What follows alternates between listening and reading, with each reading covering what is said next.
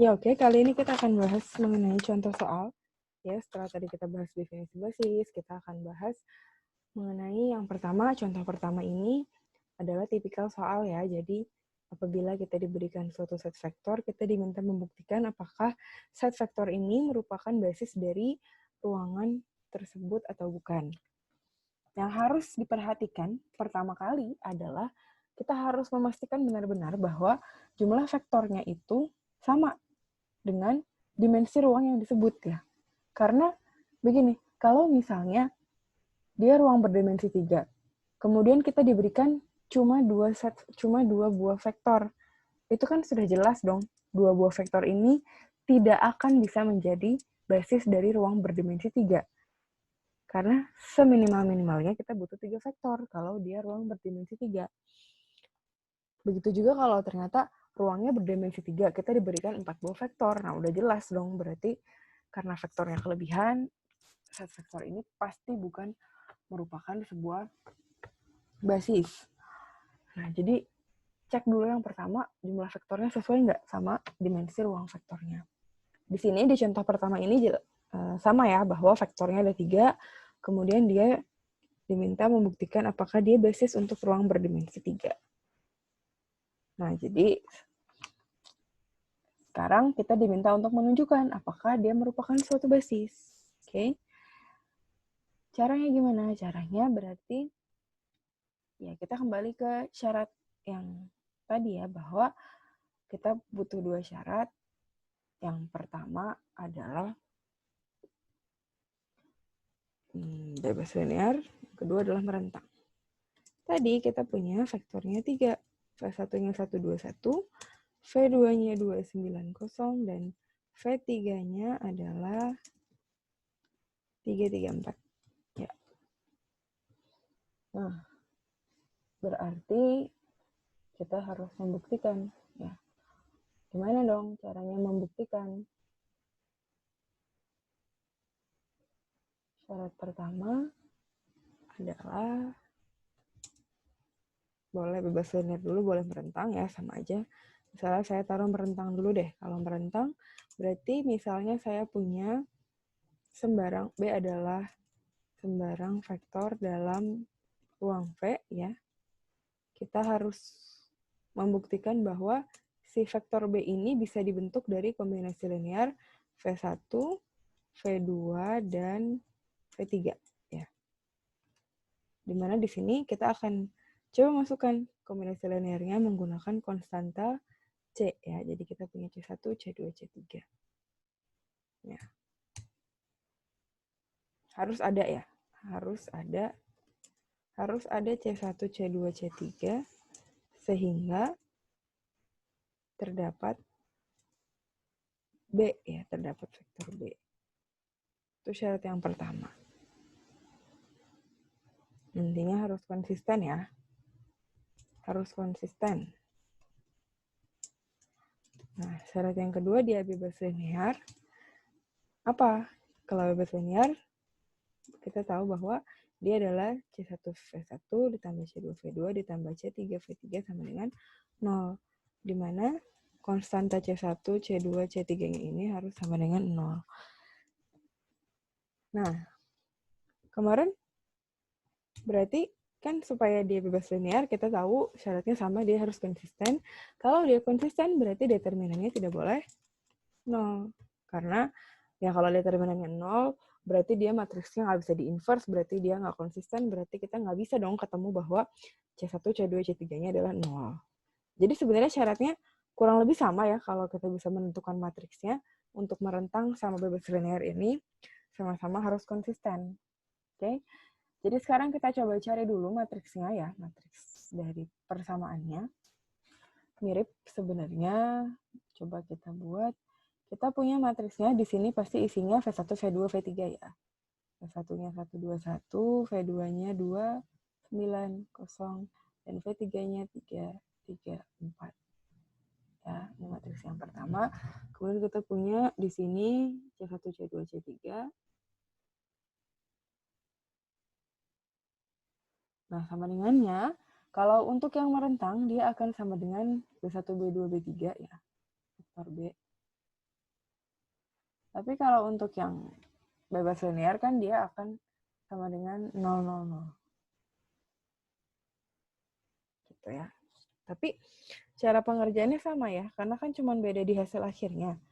Intinya, berarti si matriks yang ini, ya, dia harus konsisten. Harus konsisten, determinan tidak boleh 0. Harus konsisten, determinan tidak boleh 0. Nah, jadi silakan dikerjakan di kediaman masing-masing. Dicari determinannya, ditentukan apakah matriksnya konsisten atau tidak. Apabila matriksnya konsisten, ya berarti yang pertama berarti C1, C2, C3-nya bisa kita tentukan. Kalau bisa kita tentukan, berarti kita bisa mengetahui B1, B2, B3 ya untuk yang merentang. Kalau untuk yang bebas linear, selama C1, C2, C3-nya ternyata konsisten, ya berarti C1, C2, C3-nya adalah 0. Gitu ya. Jadi, silakan dihitung. Di sini, kalau kembali ke PowerPoint-nya, sudah saya berikan jawabannya ya. Di sini bahwa, ya setelah dicari determinannya, di sini determinannya adalah min 1, sehingga kesimpulannya adalah vektor-vektor tersebut adalah sebuah basis di ruang berdimensi 3, karena dia bebas linear dan dia juga merentang. Dua syaratnya terpenuhi ya. Oke, itu untuk contoh yang pertama. Next, kita ke contoh yang kedua. Di sini masih lanjutan dari contoh yang pertama sebenarnya ya. Karena S adalah suatu basis untuk R3 dari contoh 1. Ya, jadi, V1, V2, V3-nya masih kita gunakan dari contoh yang pertama. Nah, sekarang tapi kita masuk ke vektor koordinat relatif yang tadi. Vektor koordinat, vektor relatif ya, vektor relatif. Jadi, untuk yang A kita diminta cari vektor relatifnya. Kita udah tahu vektor bebasnya. Untuk yang B justru kita diminta mencari vektornya. Yang ketahuan di poin B justru adalah vektor koordinat relatifnya. Oke. Kita coba kerjain satu-satu dari yang A dulu ya. Dari yang A dulu.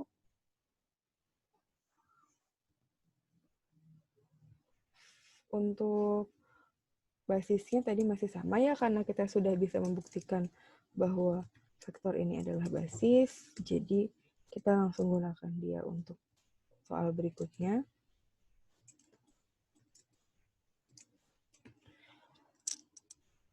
Nah, di sini kita ada V. V adalah vektor dalam V ya, dalam ruang V, yaitu V-nya tadi 5, min 1, dan 9.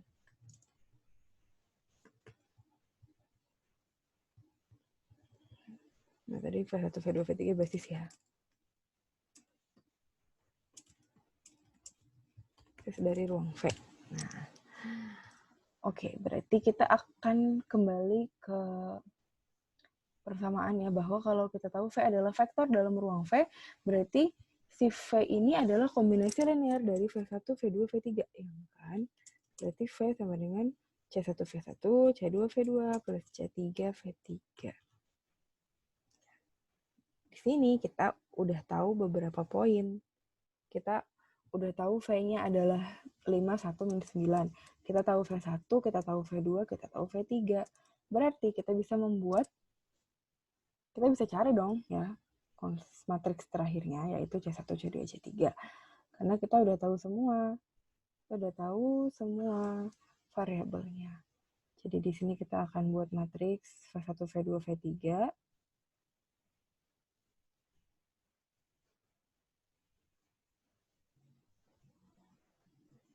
Di sini kita punya C1, C2, C3.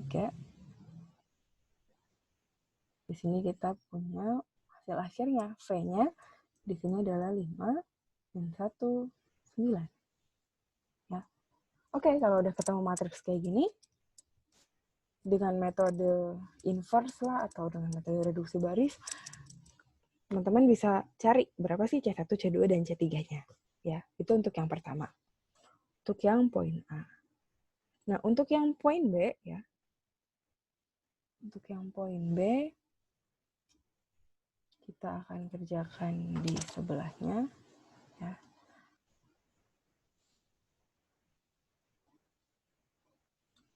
Poin B, justru di sini kita tahunya koordinat relatif. Tapi ini jadi lebih mudah ya.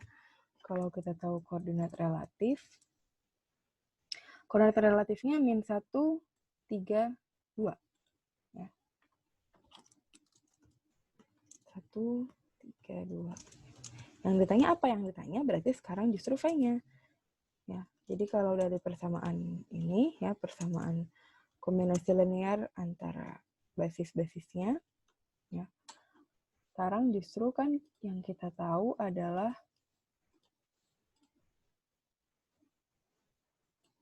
ini kita tahu ya, VS ini ya kan, ini C1, ini C2, ini C3. Kita tahu V1, V2, V3 yang dicari ini. Berarti sederhana banget ini, tinggal kita kaliin konstantanya min 1 dikali 121 ya, dikali 121. Kemudian C2-nya 3, kita kalikan dengan V2. Kemudian C3-nya 2, kita kalikan dengan V3. Terus tinggal dijumlahin, dapatlah nanti V-nya berapa. Gitu.